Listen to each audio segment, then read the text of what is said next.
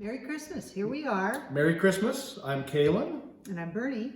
We just want to welcome you to our home, and you should have all received a little box gift for tonight. And just to let you know that we're going to be doing communion here in a little bit. So go ahead and pull that out of your box, and there's a little wafer on the top, and then of course the cup is available as well. Of course you have a candle for later when we do our candle lighting. Make sure you put the wax ring on there. And then a little ornament that Paul branded for us, and so just a little gift from us to you with our little logo on it. And then there's some staff favorites of things to do around Billings. So there you go. So we're going to go get a cup of tea. You enjoy the song and we'll be right back.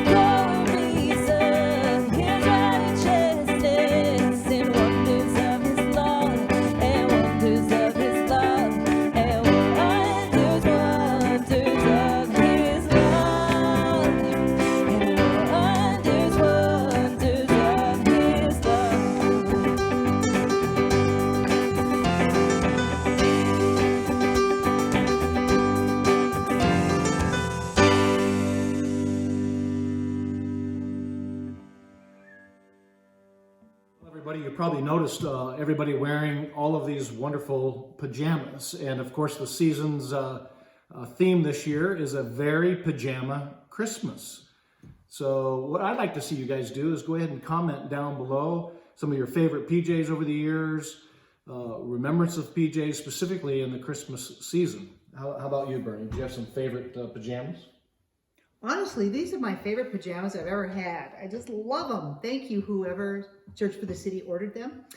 And you did buy me pajamagrams once, and that was kind of nice. I did do that. So probably my favorite memory of pajamas is when I was a child. My grandmother, Anna Mae, would make us grandkids pretty regularly. I don't know if it was every year, but pretty close because we grew pretty fast. But she would make leopard skin pajamas and tiger skin pajamas, and they were the coolest thing. Of course, she made them homemade, and she would even crochet me some slippers occasionally as well. Were they flannel? They were. I think they were flannel, actually. Yes, indeed. Hey, we're going to take some time now, and we're going to just celebrate communion together. We've been celebrating Advent at Church for the City, and Advent is about preparing and remembering.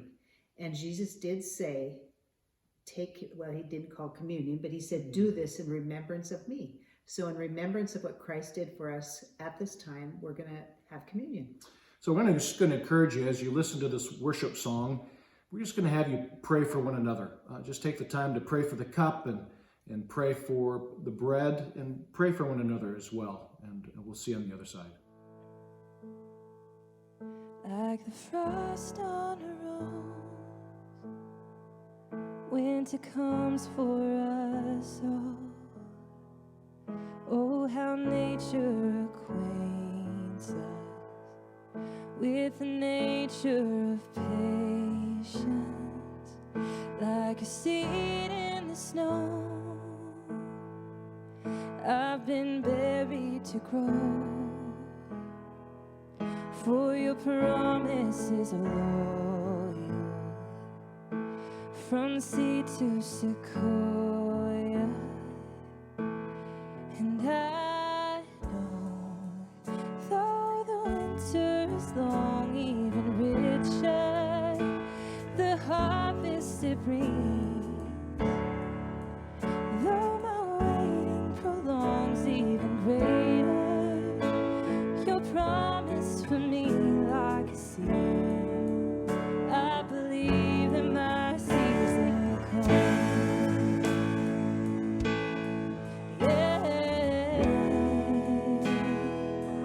Lord, I think of your love like the low winter sun.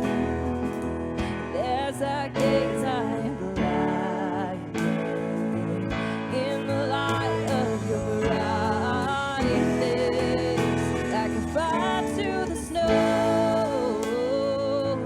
I'm renewed, you're born. Melt the ice of this wild soul till the barren is beautiful. And I know, though the winter is long, even richer the harvest it brings. Though my waiting prolongs, even greater your promise for me, like a seed. I believe that my season will come.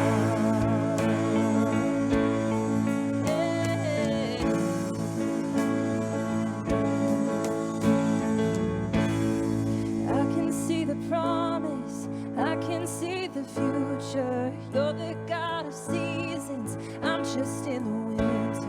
If all I know of harvest is that it's worth my patience, then if you're not done working, God, I'm not done waiting. You can see the promise even in the winter, 'cause you're the God of greatness, even in a manger. For all I know of seasons is that you take your time. You could have said this and said it, instead you said, child.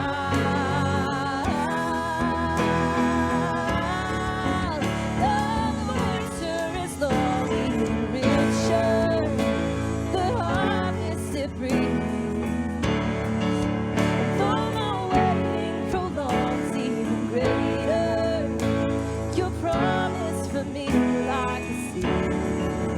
I believe that my season will come. When I finally see my truth, said I believe there's a season to come.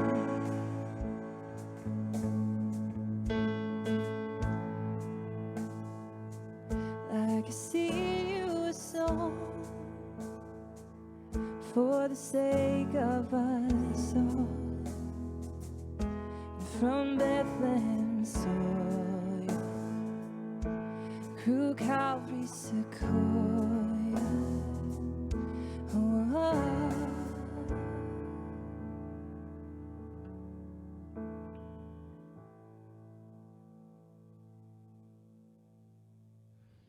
Welcome back. Let's talk about traditions a little bit. And once again, why don't we interact, and why don't you go ahead and scroll down below and tell us what some of your favorite traditions over the years have been, perhaps recipes, things that you've done as a family, specifically around the holidays. Would be really great to see that interaction going on.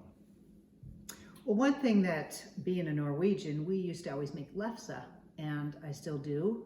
And sometimes I make it afterwards with the leftover potatoes, but that's been something. I like to make them for Mark Stolberg too, because he likes lefse.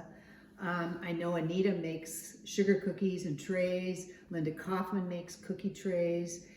Some people love to make caramels and candies at Christmas.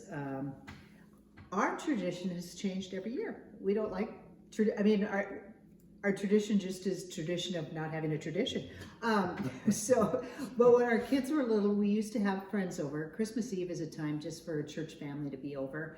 And we had a family called the Mosses and the Vassars, and they'd come over, and they had 3 kids. We had 3 kids, so there's 9 kids. And every year we exchange socks.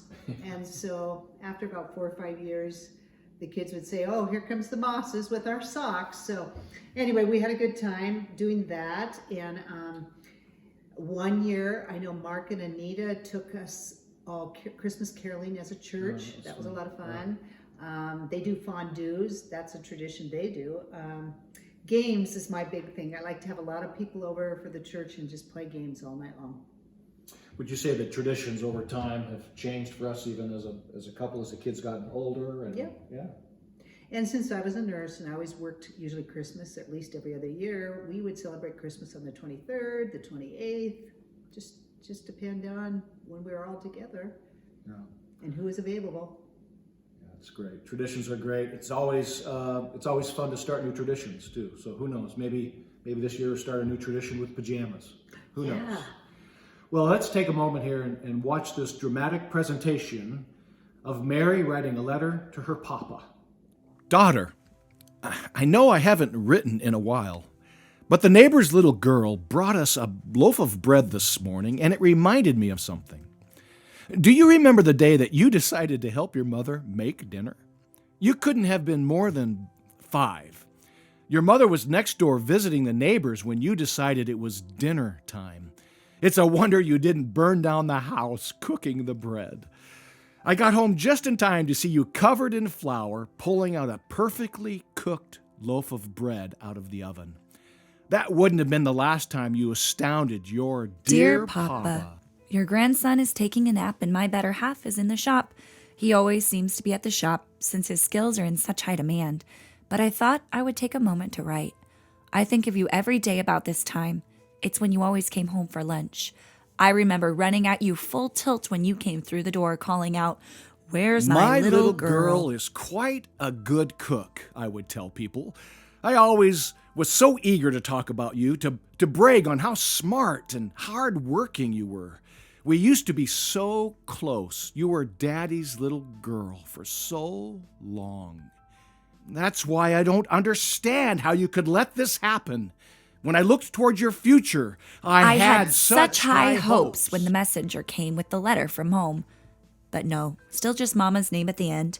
I've kept every letter you two have ever written me. I wish you would write more and not make Mama do it all. But I guess that's part of what happens when your father is convinced that you've disgraced our family name has taken quite a hit. What I now think of as your situation. I can barely show my face at the synagogue. I think it would have been better if you at least admitted you'd done something wrong. And that husband of yours, I refuse to call him my son-in-law.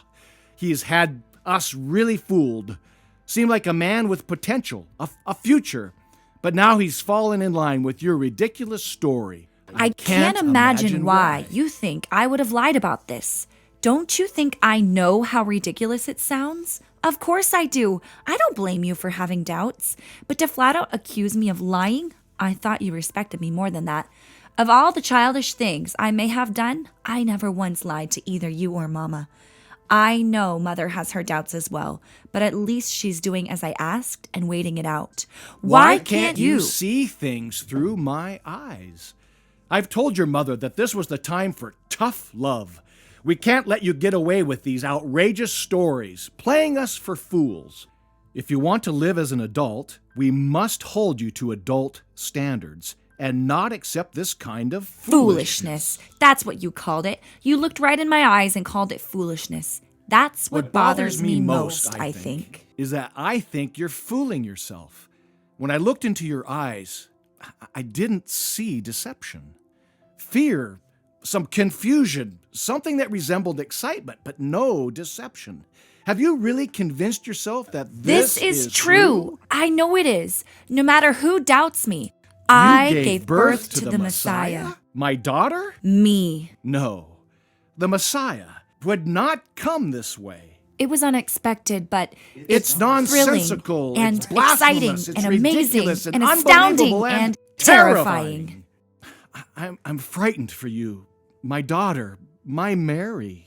Papa, Come visit and look in my eyes again. You have to know that I would not invent a story like this. If it's true, It is true, Papa. if it's true, then nothing is as we have expected. Nothing is as we have planned. I can't explain it, Papa. I can't tell you how it will work, but this changes everything. It does, Papa. The God you have served so faithfully all your life is doing a new thing, and you get a front row seat. I don't want you to miss it. But if the Messiah is not a conqueror, if that is different, then I have the suspicion that this road will not be an easy one for you or your child.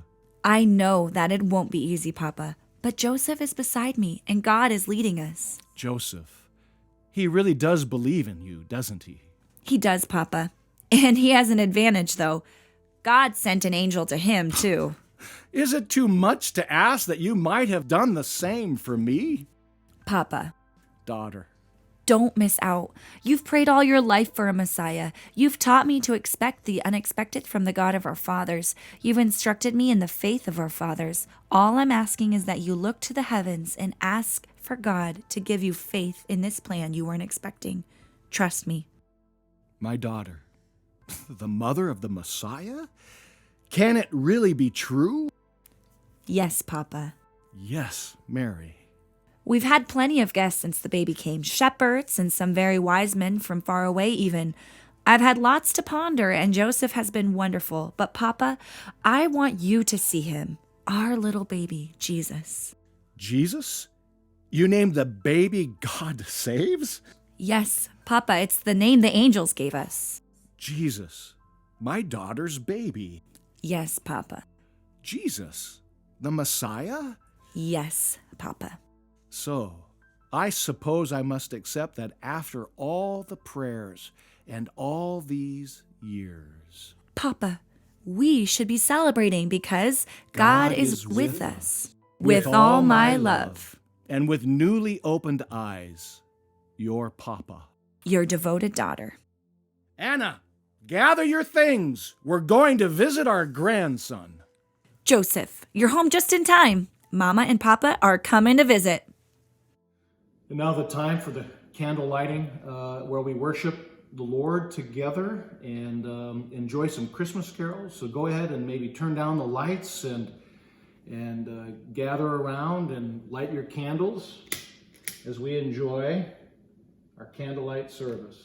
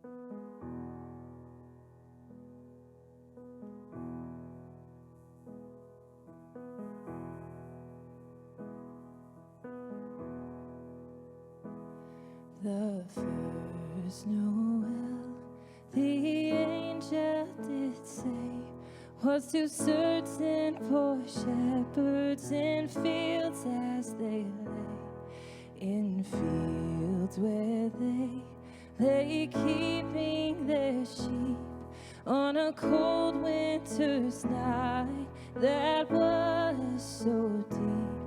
Noel, Noel, Noel, Noel, born is the King of Israel.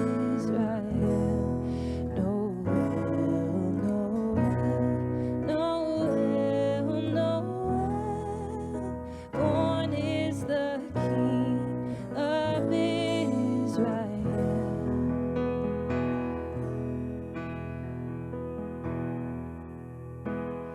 They looked up and saw a star shining in the east beyond them far, and to the earth it gave great light, and so it continued both day and night.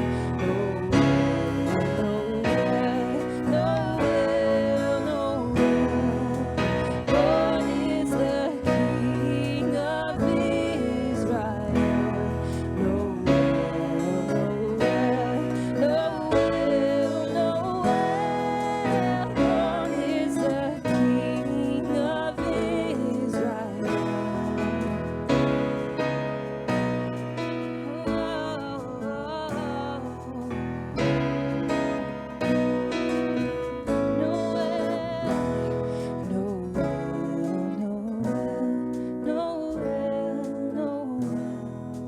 Born is the King of Israel. Noel, Noel, Noel, born is the King of Israel. Born is the King of Israel.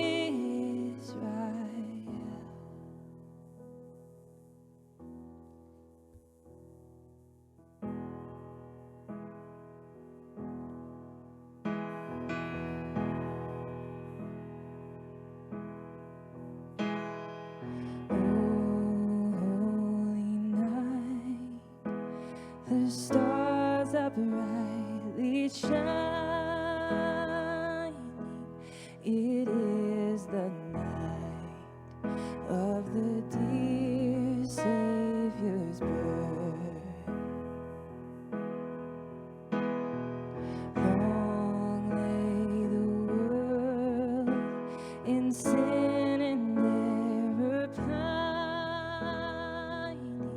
till He appeared, and the soul felt its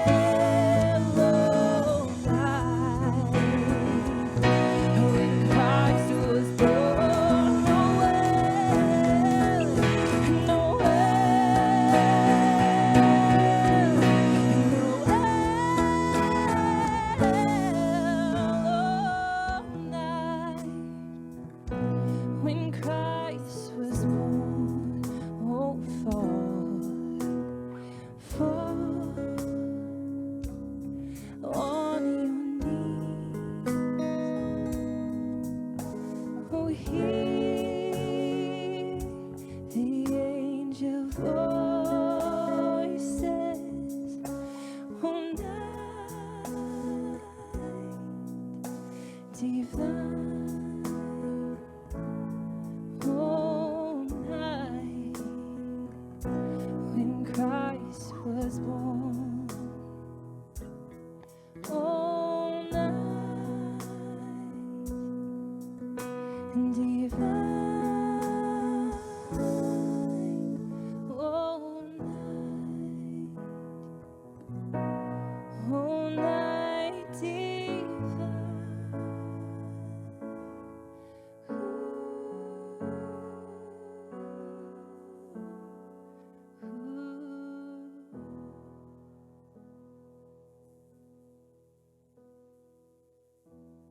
Well, thank you guys so much for spending the evening with us. We love you. God bless you, and Merry Christmas. Merry Christmas. I just want to share that his destiny was the cross, his purpose was love, his reason was you. May the blessings of this season be wonderful reminders of all Jesus has given. Luke 1 says, "My soul glorifies the Lord, and my spirit rejoices in God, my Savior, for he has been mindful of the humble state of his servant. His mercy extends to those who fear him from generation to generation. He performed mighty deeds with his arm and has scattered those who are proud in their inmost thoughts. He has brought down rulers from their thrones, but has lifted up the humble. He has filled the hungry with good things, and he has sent the rich away empty. He has helped his servant Israel, remembering to be merciful to Abraham and his descendants forever."